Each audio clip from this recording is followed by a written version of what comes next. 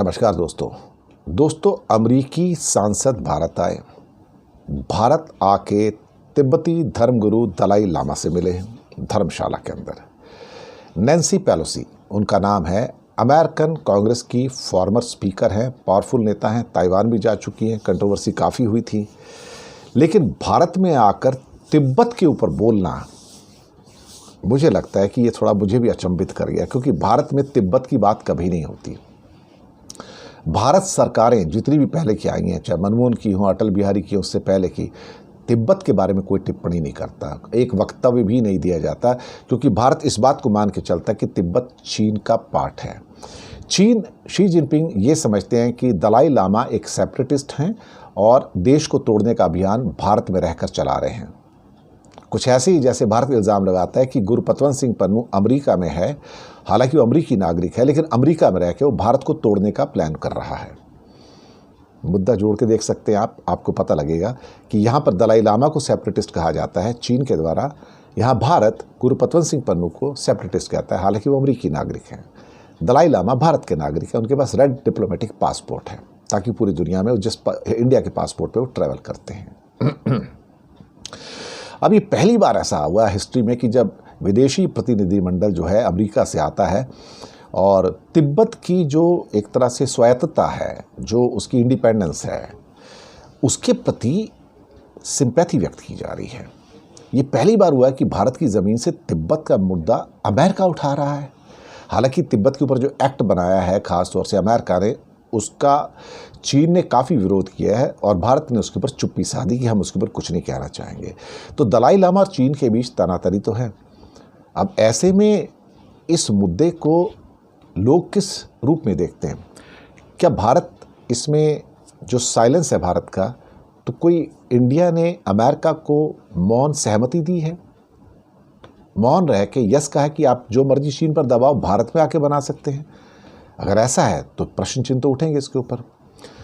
अब सवाल ही पैदा होता है कि अमेरिका की भूमिका भारत में आकर चीन को क्रिटिसाइज कर रहे हैं, तो चीन का तिल मिलाना तो फिर वाजिब ही है।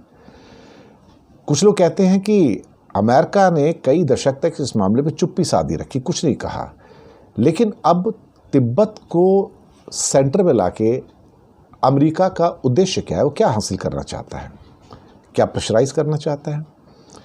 दरअसल भारत में आके तिब्बत के ऊपर राजनीतिक बयान देना, मुझे लगता है कि भारत उस पर आपत्ति दर्ज कर सकता था कि आप हमारे यहाँ आके तिब्बत के ऊपर बयान क्यों दे रहे हैं। आपको तिब्बत पे बयान देना है तो आप जाइए अमेरिका में जाके कीजिए या यूरोप में जाके कीजिए। भारत की नीति है, तो भारत में आके तो कोई भी ऐसा व्यक्ति कि थर्ड कंट्री को क्रिटिसाइज़ करे, तो ये तो ऐसा कभी होता नहीं है। अब सवाल ही पैदा होता है कि सुब्रमण्यम स्वामी ने एक कमेंट कर दिया इसके ऊपर। वो कहते हैं कि चीन को ये बताना होगा कि लद्दाख में जो हमारी ज़मीन डेप्सांग और डोकलाम जो उन्होंने कब्जा किया हुआ है 2500 स्क्वायर किलोमीटर पे, तो क्या हम उसके बदले में तिब्बत को और ताइवान को एक इंडिपेंडेंट राष्ट्र घोषित कर सकते हैं? सवाल तो उठ रहे हैं। इसमें कुछ जो हमारे पुराने क्या कहते हैं कि एम्बेसडर्स रहे हैं या IFS ऑफिसर्स रहे हैं, फॉरेन के जो कूटनीतिज्ञ रहे हैं, उनका कहना है कि मोदी सरकार पर देश के अंदर और बाहर फ्रीडम ऑफ स्पीच को दबाने के लिए पहले से हमले किए जा रहे हैं। ऐसे में इस फैसले को चीन की मदद के तौर पर देखा जा सकता है, जो तिब्बत पर अन्याय कर रहा है। इसका क्षेत्रीय स्तर पर हमारे लिए गंभीर परिणाम हो सकते हैं। China can raise strong objection. अब ये तो बात अजीब सी है। अब ये एक सवाल ये भी है, कमल सिंबल है जो भारत के पूर्व विदेश सचिव कहते हैं कि क्या भारत चीन को इस बात के लिए रोक पाता है कि उसकी धरती पर पाकिस्तान के प्रधानमंत्री कश्मीर का मुद्दा ना उठाएं, या चीन के राजदूतों को हम रोक पाए हैं कि जब वे भारतीय ज़मीन से भारत के हिस्से अरुणाचल प्रदेश पर अपना दावा करते हैं? ये सारी चीज़ें हो रही हैं। अब इसमें अमेरिका, उसका रोल क्या है? नैन्सी पेलोसी ने बोल दिया, जाके तिब्बत के लोगों के प्रति जो उनकी स्वायत्तता है उसके प्रति अपना व्यू पॉइंट भी दिया, दलाई लामा को अपना होमेज भी दिया, एक तरह से कहा जाए, अपना साथ में उनको नमस्कार किया, उसके साथ प्रार्थना हुई, जो बातचीत हुई। और उसके अलावा फिर अमेरिका ने यह भी कहा कि जो दलाई लामा का उत्तराधिकारी होगा उसमें चीन के हस्तक्षेप की वो इजाज़त नहीं देगा किसी को भी। जो दलाई लामा जिसको नियुक्त करेंगे वही अगला दलाई लामा बनेगा या लामा बनेगा। अब 6 जुलाई को आने वाली दलाई लामा अपना 89th बर्थडे मनाएंगे। पिछली बार ऐसा हुआ था कि दलाई लामा के बर्थडे पर नरेंद्र मोदी ने उनको जन्मदिन की बधाई दी थी, लेकिन उससे पहले के 9 सालों के अंदर नरेंद्र मोदी ने कभी उनके जन्मदिन में बधाई नहीं दी। क्या चीन से डर था? सोचने वाली बात है कि भारत ने ये पॉलिसी स्टैंड क्यों चेंज किया कि जन्मदिन की बधाई क्यों दी थी। लेकिन अमेरिका के जो प्रतिनिधिमंडल भारत में आया हुआ उसका कहना है कि तिब्बत को अमेरिका का समर्थन अटूट है।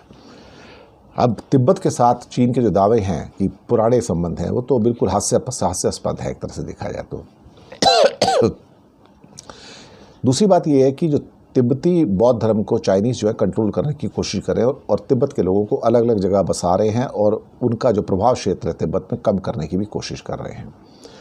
अब ये सारी की सारी चीज़ें हैं। चीन ने नाराज़गी तो व्यक्त की है और अमेरिका तिब्बत को चीन का हिस्सा ना मानते हुए कहते हैं कि हम इसके ऊपर कड़े कदम उठाएंगे। क्या कहा जाए। चीन ये भी कहा है कि 14वें दलाई लामा जो है कोई धार्मिक व्यक्ति नहीं है, बल्कि धर्म की आड़ में चीन विरोधी सेपरेटिस्ट मूवमेंट चला रहे हैं और एग्जाइल में हैं, यानी कि भारत में एग्जाइल में हैं और सेपरेटिस्ट मूवमेंट चला रहे हैं, यानी कि तिब्बत के आज़ादी का मूवमेंट चला रहे हैं यहाँ से। अब एक जो एक्ट बनाया था वो भी उनके खिलाफ जाता है। अब क्या कहा जाए। मुझे लगता है कि तिब्बत को लेके बहुत सारी चीज़ें हैं जिसके बारे में कहा जा सकता है, लेकिन फ़िलहाल अभी इतना है कि जो हमारे सामने है कि नैन्सी पेलोसी ने जो किया है दलाई लामा के साथ आकर और तिब्बत को स्वायत्तता प्रदान करने के लिए जो उनका स्टेटमेंट है वो तो चीन को पसंद नहीं आएगा, लेकिन भारत में आके ये किया ये मुझे लगता है कि ये थोड़ा सा बड़ा अजीब सा लगता है आज की डेट में। शुक्रिया आपका।